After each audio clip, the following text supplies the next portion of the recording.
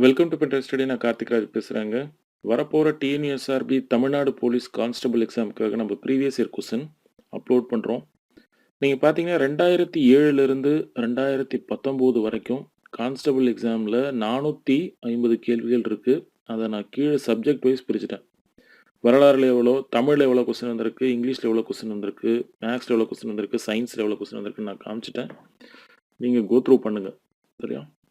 அதே மாதிரி page number 2ல் பேஜ் நம்பர்ஸோடு இருக்குது. ஏன்னா நீங்கள் முதல்ல தமிழ் இங்கிலீஷில் என்ன வந்திருக்குன்னு பார்க்குறதுனா நீங்கள் பார்த்துக்கலாம், சரியா? டிஎன்யூஎஸ்ஆர்பி கான்ஸ்டபிள் எக்ஸாமை பொறுத்த வரைக்கும் நீங்கள் புக் பேக் கொஸ்டின்ஸ் உங்களுக்கு தெரியுமா, ப்ளஸ் இந்த ப்ரீவியஸ் இயர் கொஸ்டின் பார்த்தாலே போதும், நீங்கள் ஈஸியாக கிளியர் பண்ணிடலாம். ஆனால் இது ஸ்ட்ராட்டஜி தான்.